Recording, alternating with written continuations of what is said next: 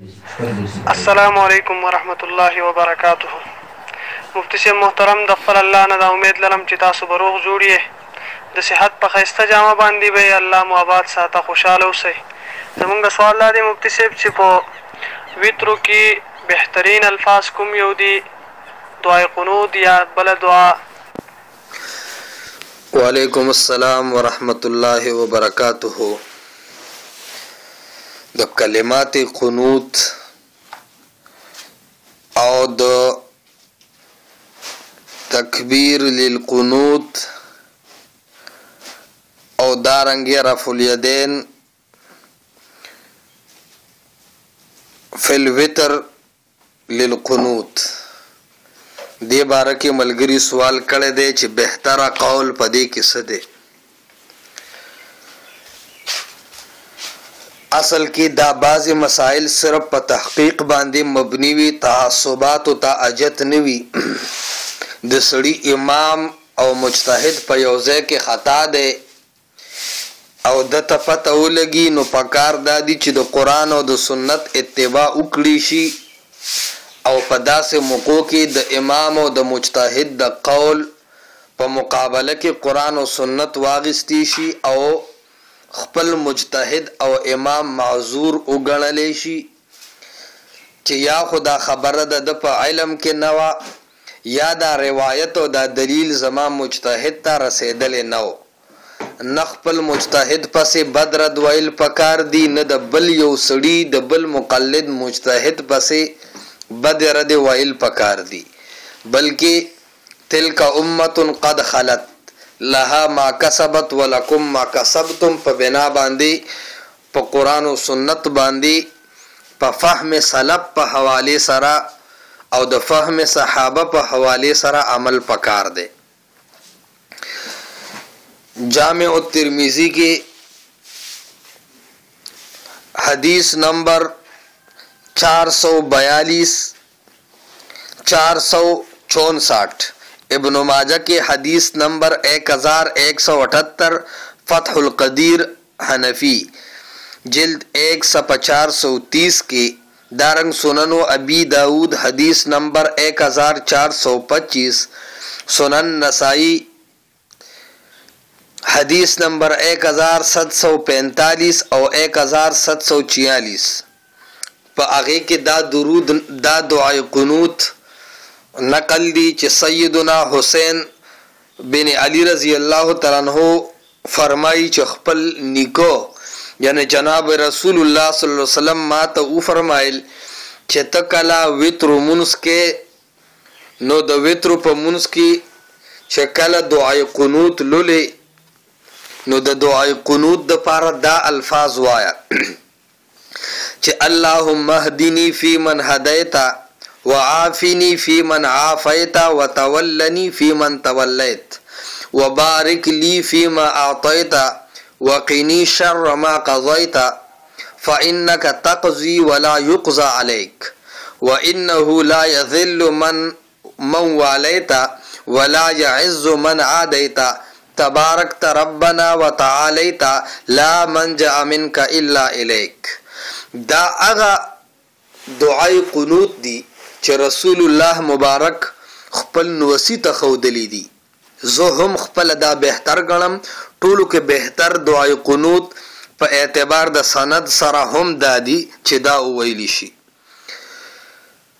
کوم چې مشهور درود دی زمونږ احناف رونه یې وایي او دغه رنګې عام عوام یې وایي. اللهم انا نستعینک ونستغفرک الى آخره ان عذابک بالکفار ملحق یا ان عذابک الجد بالکفار ملحق. دا درود بعض خلق وی دا د سره شته دی، نه دا ناپوهتیا ده. دا روایت او دا دعای قنوت په مصنف عبدالرزاق جلد 3 صفحہ 116 حدیث نمبر 4982 کې شته کہ رسول اللہ مبارک با د وتر په منځ کې او د سحر په منځ کې په مرتبه د قنوت کې دا الفاظ اغیب فرمایل او دا منقول دی. اللهم انا نستعینک ونستغفرک. خودم ردا چې په اعتبار د سند سره په دې باندې کلام دی د دې مرکزی راوی عمرو بن عبید ابن کیسان ابن باب دی چې هغه قدریو تسمیه به ضد قدریو ته لګولې شوی دا یعنی دا د تقدیر منکر دی معتزلیو یا تقدیر هم منکر دا سړی او د معتزلی هم وو یعنی په اهل سنت والجماعه کې نو دا خبره وګوره د لپاره مصنف د عبدالرزاق جلد 11 صفحه 83 حدیث نمبر 11975 کې د دې راوی باره کې دا خبره شته الجرح والتعدیل جلد نمبر 6 صفحه 246 د دې راوی باره کې یعنی د عمرو بن عبید ابن کیسان ابن باب باره کې امام احمد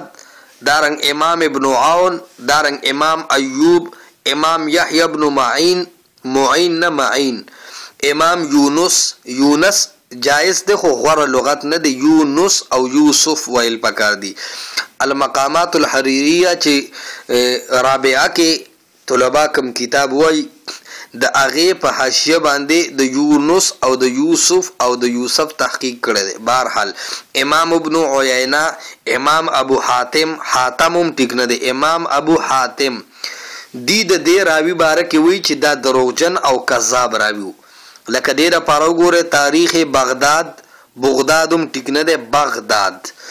جلد نمبر 12 صفحه 181 العلل و معرفت الرجال جلد 1 صفحه 407 الجرح والتعدیل جلد 6 صفحه 246 دا روایت چې کم درود کم دعای قنوت عوام وای یا احناف ورونه وای د دې په سند باندې مرکزی راوی باندې کلام دی لہذا بهتر ادا چې خلق دا درود یاد کی اللهم اهدنی فی من هدیت وعافنی فی من عافیت وتولنی فی من تولیت وبارک لی فیما اعطیت وقنی شر ما قضیت فانک تقضی ولا یقضى عليك وانه لا يذل من والیت ولا يعز من عادیت تبارک ربنا وتعالیت لا منجا منك الا الیک دغه سي دا کوم مشهور احناف رونوای اللهم انا نستعینک دغه سي قسم یو روایت په امام ابو داود سے په مراسیلو کې هم شته چې حدیث نمبر 89 دی لیکن دغه روایت هم مرسل دی مرکزی راوی داغیم عبدالقاهر ابن عبد الله هغه مجهول دی او پاتې شدا چې ابن حبان داغه توثیق کړی دی نو د محدثینو دا قاعده ده چې د جرح او د تعدیل چې لا عبرت بتوثیق ابن حبان منفردا یواز ابن حبان چې رچا توثیق وکي د ابن حبان توثیق له اعتبار نشتا خلک ابن حبان وی دا حبان غلط دی حبان بکسر الحاء نو دی باندې هم کلام دی ابن حبان نه علاوه د دی بل چا توثیق نه دی کړي د عبدالقاهر معارف السنن کې علامہ بنوری رحمه الله علیه په جلد 4 صفحه 244 کې د علامہ انور شاه کشمیر رحمت الله علیه یو خبره ذکر کړي اصل کې انور شاه کشمیر رحمه الله علیه د مقام کې په اهل حدیث و غیره باندې رد کول غواړي نو هغه وی وقد غفل هذا المدعي مما ذكره صاحب الاتقان وی زمون په دې دعای قنوت یعنی په اللهم انا نستعینک ونستغفرک باندې اهل حدیث و غیره رد کوي خو دې غافل دي د دې خبره نه چې صاحب اتقان وی چې ان سوره القنوت تسمى سوره القنوت الخلع والحفظ چې دا سوره دعای قنوت چې کوم وایو دا اللهم انا نستعینک ونستغفرک الى اخره وی دا درود چې دا دعای قنوت چې کم احناف رونوای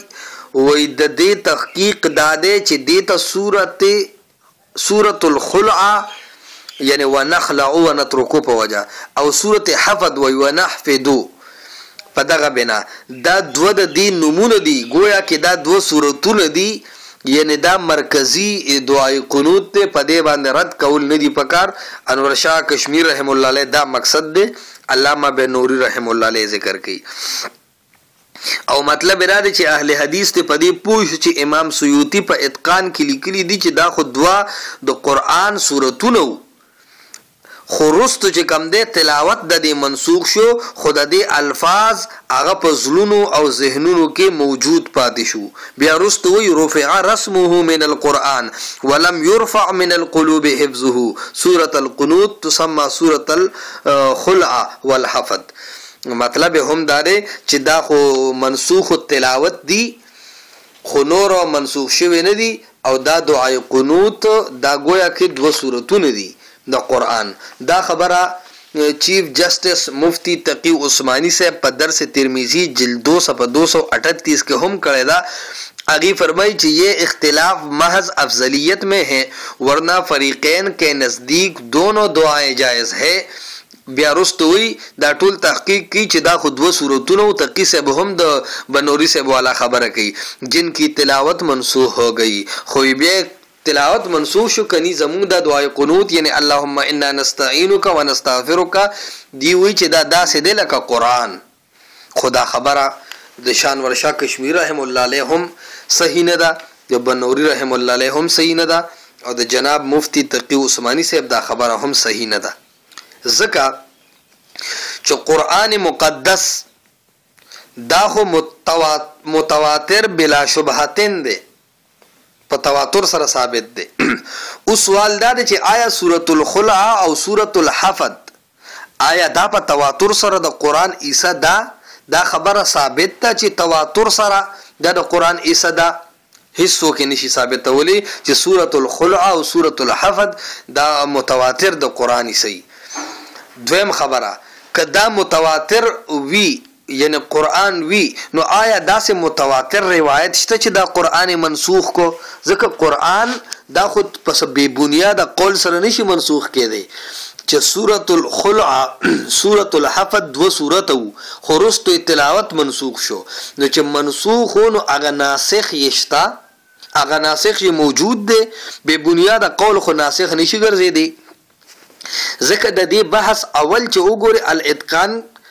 کې علامه سیوطی رحمت الله علیه بطور تنبیه یو خبره کوي. هغه وی قال ابن الحصار انما يرجع في النسخ الى نقل صريح عن رسول الله صلى الله عليه وسلم او عن صحابي يقول آية كذا نسخت كذا. قال ابن الحصار ولا يعتمد في النسخ الى قول عوام المفسرين بل ولا اجتهاد المجتهدين من غير نقل صحيح ولا معارضة بينة. الاتقان في علوم القرآن جلد 232 نوع نمبر 47. الاتقان چې چا مطالعه کړی کې نوع دي 47 نمبر نوع کې دا خبره لیکلې ده. هغه وی چې انما ابن الحصار قول ذکر کړی دی چې انما يرجع في النسخ الى نقل صريح عن رسول الله صلى الله عليه وسلم او عن صحابي. چې کله یو آیت ته نسخ وای چې دا آیت منسوخ شو نو دا د خلکو په آراو سره آیت نشي منسوخ کېدی. په دې کې بس صریح نستزه چې رسول الله مبارک صفا ویلی چې دا آیت منسوخ شو یا یو صحابي صفا ویلیو دا سی ویلی چې آیت کذا نسخت کذا دی آیت دا آیت منسوخ کو یا بهذه الايه نسخت کذا په پلان دی آیت باندې پلان کې آیت منسوخ کړي شو. دا سی یو خبر به رسول الله یا صحابي کړي وي الا به آیت منسوخ کیږي. په هوایی او بے بنیاد خبرو خو قرآن نشي منسوخ کېدی. بیا صفا قانون ابن حصار ذکر کړی دی علامه سیوطی راوړی دی ولا يعتمد في النسخ الى قول عوام المفسرين بل ولا اجتهاد المجتهدين من غير نقل صحيح ولا معارضه بينه. چې د مجتهد په قول یا د مفسر په قول سره قرآن نشي منسوخ کېدی یا ښکاره معارضه نه راغلی نو قرآن د مجتهد په قول هم نشي منسوخ کېدی. امام بدر الدین زرکشی رحمه الله علیه داغه کتاب دی البرهان فی علوم القرآن دا اصول ډېر ښکلي لیکلي دي طلباو دپاره ښه کتاب دی. څه بعضې تفردات شته خو چې د تحقیق په نظر باندې مطالعه کولی شي نو الاتقان ښه کتاب دی علامہ زرکشی والا. البرهان اغی جل نمبر 2 صفحہ 40 نوع نمبر 34 کی ہوئی ولا يجوز القطع على انزال قرآن ونسخه باخبار احاد لا حجة فيها. اغوی چې د قرآن نازل دل یا د قرآن منسوخ کېدل دا په اخبار احاد سره نشي کېدی ځکه په اخبار احاد قرآن نشي منسوخ کېدی دې کې حجت نشته.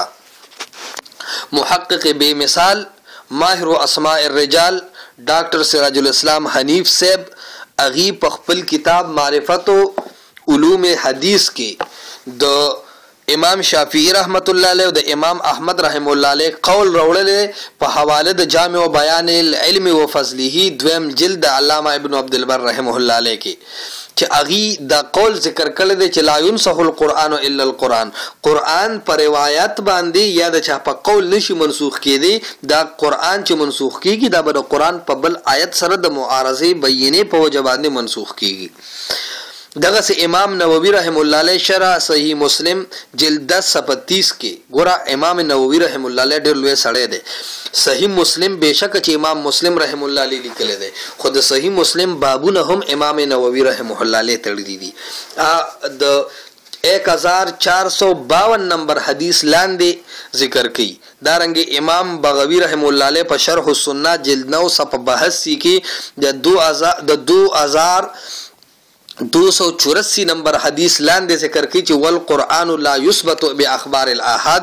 قرآن په اخبار احاد سره نه ثابتولی شي او نه منسوخ کولی شي. لہذا دا خبره خو بے بنیاد ده چې سورۃ الخلع او سورۃ الحفظ دا د قرآن دوه منسوخ شوی سورتونه دي. دا قول بے بنیاد ده.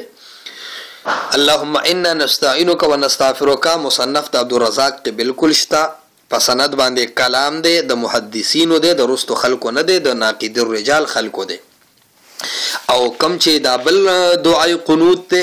اللهم اهدنی فیمن هدیت وعافنی فیمن عافیت بهتره او غوره هم دقه دی. پاتې شو د ملګری دویم سوال چې رفع الیدین او دغه رنګي د قنوت د پر تکبیر ویل نو قنوت د فرات تکبیر ویل یعنی اللهم اهدنی فیمن هدیت د پاره چې کم الله اکبر ویل دی په دغه روایت هم خو مضبوط کلام دی او قنوت د رفع الیدین باندې هم په دغه روایت او کلام شته. دغه کلام د پاره به صرف د علامه بنوری رحم الله علیه چې ویل دي د علامه انور شاه کشمیر رحم الله علیه په حواله سره چې اغیبه فرمایل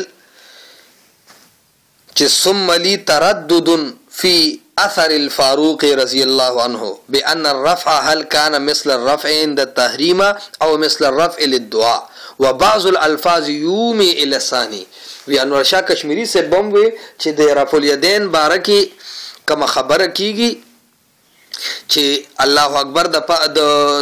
الله اکبر د پاره به لاس اوچتول نو هغه وی چې په دې کې ما ته هم شک د انور شاه کشمیر رحم الله علیه وی چې د عمر فاروق ته نه کم اثر نقل دي چې آیا د لاس اوچتول د دعا د پاره دواړه لاس اوچتول دي یعنی مخامخ لاس نیول مخته د دعا په شکل یا د الله اکبر د تحریمی په شانتي الله اکبر دی. هغه وی ثم لي تردد في اثر الفاروق دې کې ما ته هم شک دی چې کم یو دی. خو بیا انور شاه کشمیری سے خپل هم وی چې وبعض الالفاظ یومی الى الثاني وی معلومیږي دا چې د دعای قنوت د لپاره کم لاس اوچتولی شي رفع الیدین کولی شي دا د دعا والا طرز کې دی دا د تحریمي والا نه دی. د جناب انور شاه کشمیر رحمه الله علیه رائے هم په دې باب کې دغه سیده.